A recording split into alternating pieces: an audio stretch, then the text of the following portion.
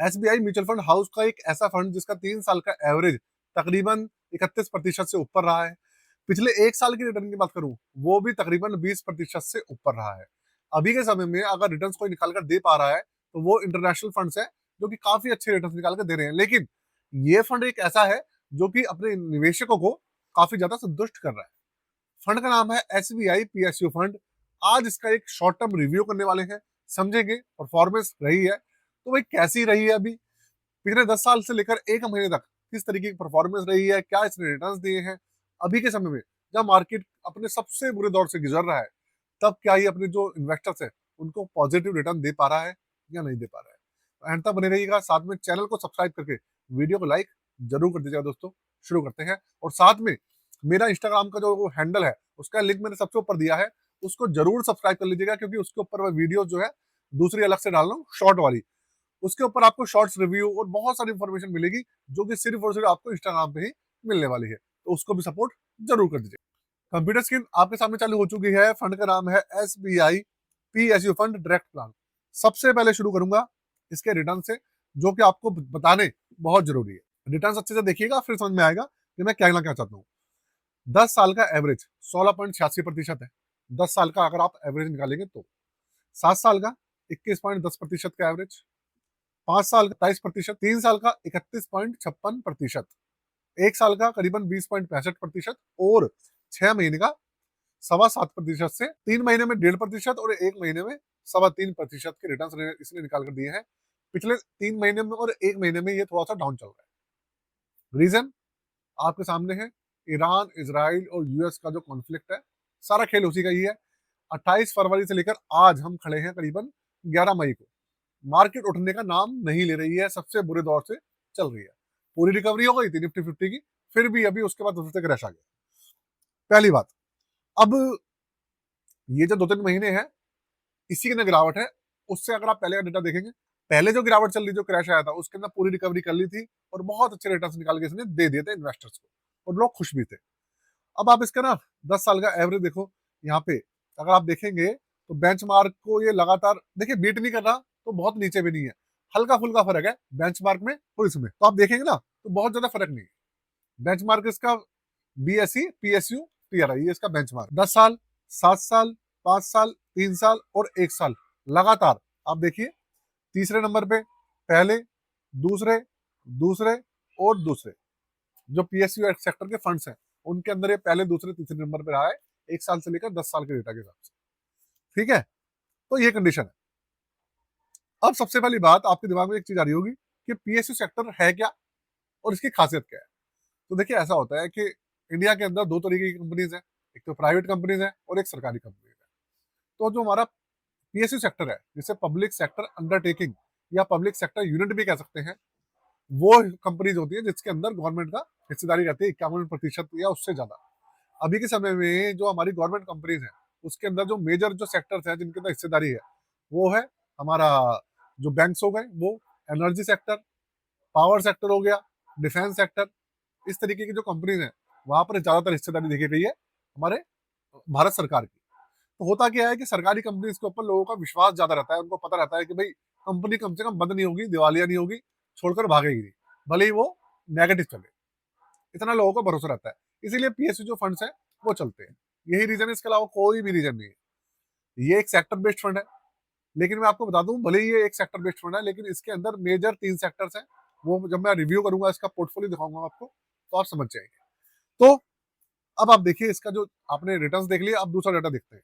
Ranking इसको अभी तक नहीं मिली है, रिस्क मीटर इसका वेरी हाई है, और 3 साल का एवरेज आपको मैंने बता दिया 31.56% से ऊपर है। एनएबी चल रहा है इसका करीबन 40 रुपए, आप अप्रोक्स में इसका कह सकते हैं एनएबी अभी के समय में। अगर आप इसका पोर्टफोलियो देखेंगे तो देखिए 95.44% अभी इक्विटी की हिस्सेदारी है, और करीबन 4.5% इन्होंने कैश बचाया हुआ है। सारी हिस्सेदारी इन्होंने मार्केट के अंदर नहीं लगा रखी है। दूसरी बात, लार्ज कैप है 75.70%, मिड कैप 18 और स्मॉल कैप 6%। और इसके अंदर टोटल है 21 स्टॉक्स। ये देखिए, अब भाई इसके अंदर सेक्टर्स कौन से हैं आप ये देख लीजिए। मैंने आपको क्या बताया, सबसे ज्यादा इसके अंदर है एनर्जी सेक्टर, जिसके अंदर हमारी ऑयल एंड गैस की कंपनीज आ जाती है, पावर सेक्टर की कंपनीज आ जाती है, और फाइनेंशियल सेक्टर्स, बैंक्स आ गए सरकारी। और इंडस्ट्रियल सेक्टर की कुछ कंपनीज हैं। इंडस्ट्रियल सेक्टर मतलब जो हमारी डिफेंस सेक्टर की कंपनीज है वो आ जाती है। 4 सेक्टर्स है मेजर। सबसे बड़ा सेक्टर है इसका एनर्जी और फाइनेंशियल। अब आप देखिए, SBI, power grid, GAIL India, NTPC, ONGC, bank of Baroda, NMDC, है ना, और बीएचएल है, भेल है, इसके अंदर एसबीआई वगैरह है।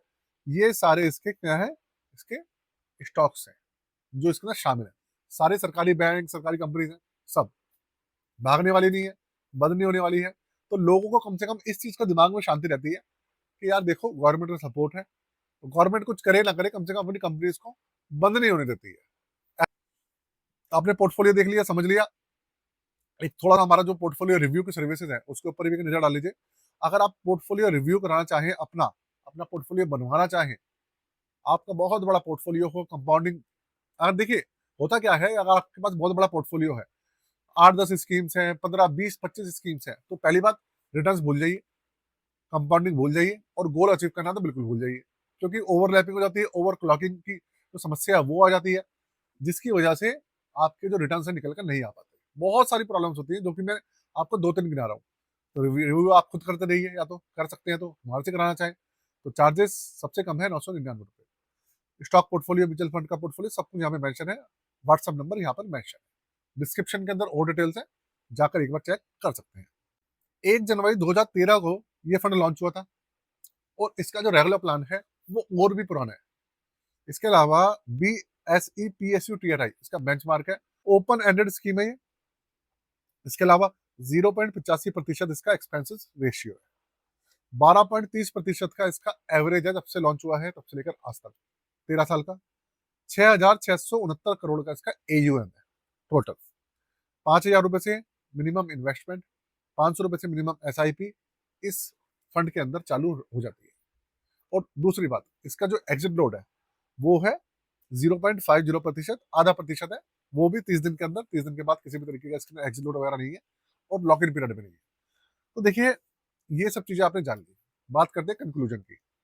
देखो दोस्तों, ये एक सेक्टर बेस्ड फंड है, आपके सामने है PSU सेक्टर है। भले PSU सेक्टर सुनने में एक है, लेकिन उसके अंदर 2-3 सेक्टर्स शामिल है, एनर्जी सेक्टर, डिफेंस और बैंक्स। अगर मैं आपको बताऊं, डिफेंस सेक्टर का कोई भरोसा नहीं होता, जब मर्जी वो भागने लग जाता है, जब मर्जी वो गिरना शुरू कर देता है। एनर्जी सेक्टर के ऊपर क्राइसिस चल रहा है, क्योंकि हर जगह पे ऑयल एंड गैस की प्रॉब्लम चल रही है, तो वो तो अभी ऐसी क्राइसिस में है। और अब बचा बैंकिंग सेक्टर। हाँ, बैंकिंग सेक्टर का ठीक ठाक है, उसके अंदर तो भाई तेजी रहती रहती है।